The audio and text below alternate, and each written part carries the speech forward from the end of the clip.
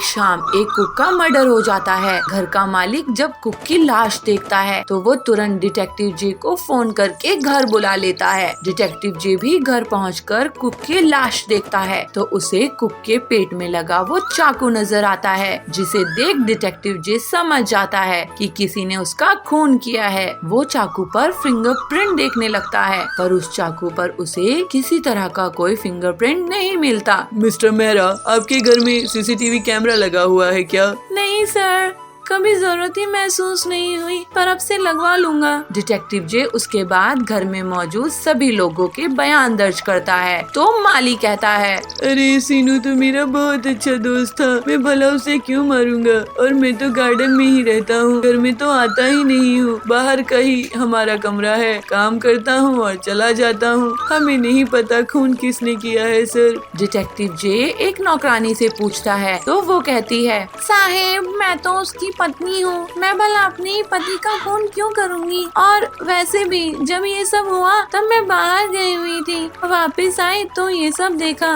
Detective जे दूसरे नौकर से पूछता है तो वो बोलता है, मैं तो कई दिनों से सीनू से बात ही नहीं कर रहा था, तो मैं उसे क्यों मारूंगा? मैं तो रसोई में जाता भी नहीं हूँ, मुझे नहीं पता खून किसने किया और कब किया, मैं तो बेकसूर हूँ। डिटेक्टिव जे ने तीनों से पूछताछ करने के बाद सभी के बयानों को ध्यान से सुना, पर तभी उसने देखा कि माली के सर से बहुत पसीना टपक रहा है, इसलिए उसका उस पर शक गया। लेकिन तभी उसने दूसरे वाले नौकर के हाथ पर चोट देखी जो ताजी ताजी थी और उसने अपने हाथ में ग्लव्स भी पहने हुए थे। तभी उसकी नजर कुक के पास पड़े चाकू पर भी गई। इस वाले चाकू पर तो खून अलग है और उस दूसरे वाले नौकर के हाथ पर भी चोट लगी है। मतलब हो सकता है कि इन दोनों के बीच हाथापाई हुई हो और इसी बीच चोट लग गई हो, और उसने ग्लव्स भी पहने हुए हैं, इसलिए चाकू पर इसके फिंगरप्रिंट नहीं आए। डिटेक्टिव जे ने उससे और अच्छे से पूछताछ की तो उसने अपना गुनाह कबूल लिया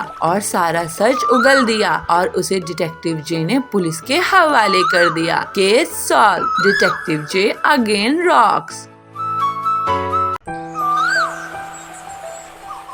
वृंदावन के जंगल में भोलू कबूतर अपनी पत्नी पीलू चिड़िया के साथ रहता था। उनकी एक बेटी भी थी।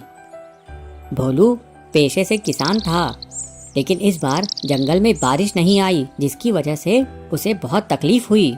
इस वजह से दोनों पति पत्नी मजदूरी करने के लिए मजबूर हुए, लेकिन जंगल में सूखा पड़ने के कारण उनको कोई काम नहीं दे रहा था। एक दिन थका हारा भोलू कबूतर घर वापस लौटता है।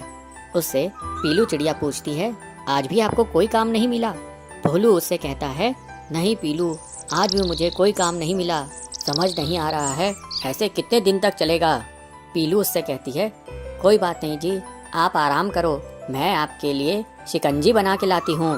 पीलू चिड़िया शिकंजी बनाकर भोलू को देती है। ये लो जी, नींबू की शिकंजी।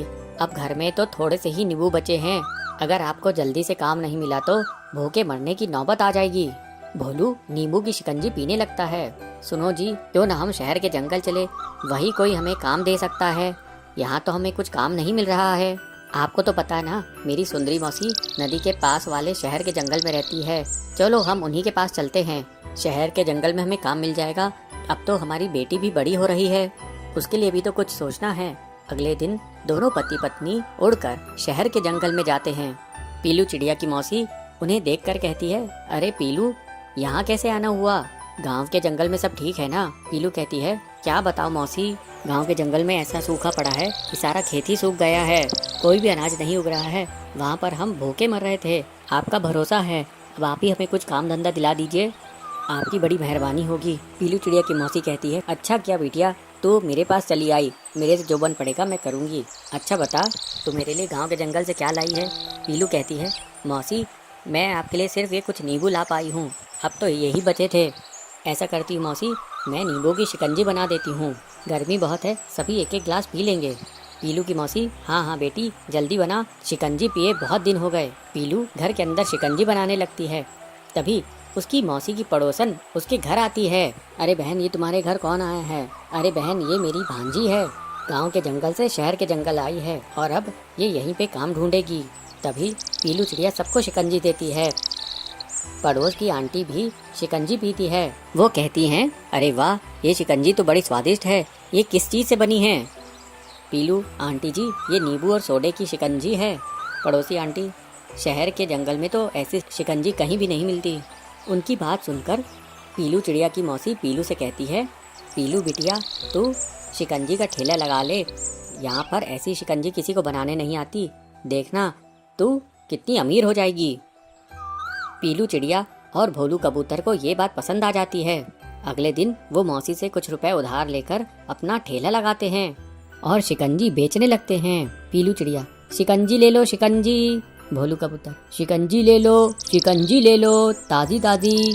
ऐसे करके पीलू और उसके पति का शिकंजी का ठेला जोर से चलने लगता है और उनकी आमदनी काफ़ी बढ़ जाती है।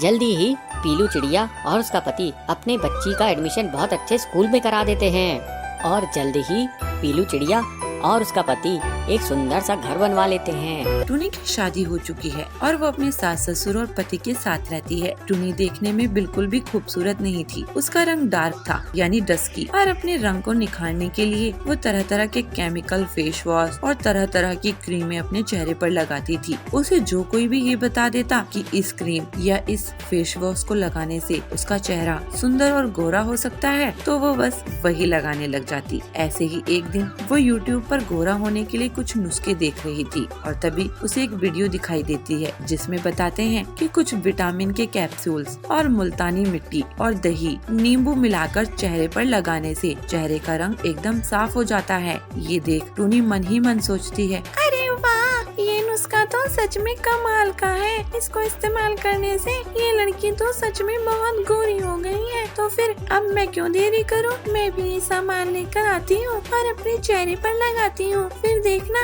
मैं कैसे एकदम सुंदर हो जाऊंगी। टुनी तुरंत अपना पर्स उठाती है और उसे लेकर बाजार के लिए निकल जाती है और बाजार से वो सभी सामान ले आती है जो वीडियो में उसने देखा था और उसे घर पर लाकर अपने चेहरे पर लगाने लगती है। लेकिन तभी उसकी सास लूसी वहाँ आ जाती है और उसे देखकर कहती है, अरे बहू, ये तूने अपने चेहरे पर क्या पोता हुआ है? माँ जी, ये एक नया नुस्खा है, मैंने आज ही YouTube पर देखा है। इसको ना चेहरे पर लगाने से चेहरे का रंग साफ हो जाता है और काले से काला आदमी भी दूध जैसा गोरा हो जाता है। ये सुनकर उसकी सास हंसते हुए कहती है, अरे बहू, तू भी ना किसकी बातों में आ गई। YouTube पर आधे से ज्यादा तो बकवास चीजें भरी हुई हैं। रत्ती भर की सच्चाई नहीं है उनमें, बस पैसों के लिए कुछ भी अंट संट बनाकर डाल देते हैं। अभी कल परसों मैं देख रही थी YouTube पर एक वीडियो, उसमें दिखा रहे थे कि गोबर लगाने से इंसान का चेहरा गोरा हो जाएगा। अब बता, असलियत में ऐसा होता है?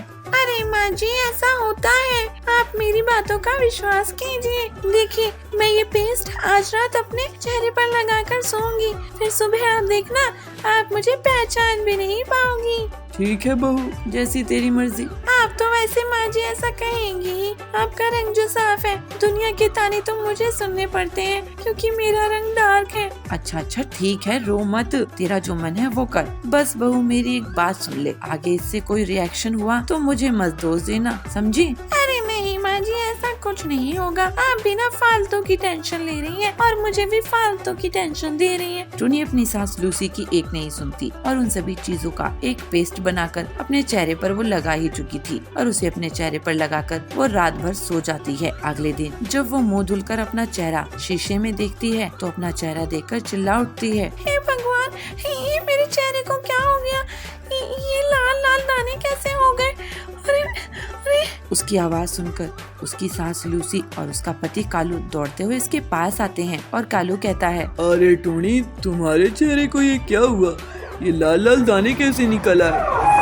टूनी कुछ नहीं कहती, उल्टा रोने लग जाती है। तब उसकी सास कहती है, मुझे पता है बेटे, ये सब कैसे हुआ है। मैंने तो कल ही बहू को मना किया था, पर ये किसी की सुनती कहाँ है। इसे तो सुंदर त्वचा चाहिए थी। लो भाई, मिल गई सुंदर त्वचा। माँ जी, मुझे माफ कर दीजिए, मैं आगे से कभी भी कोई भी नुस्खा गोरा होने के लिए नहीं अपनाऊंगी। उस दिन के बाद से टूनी ने फिर कभी कोई नुस्खा ट्राई नहीं किया।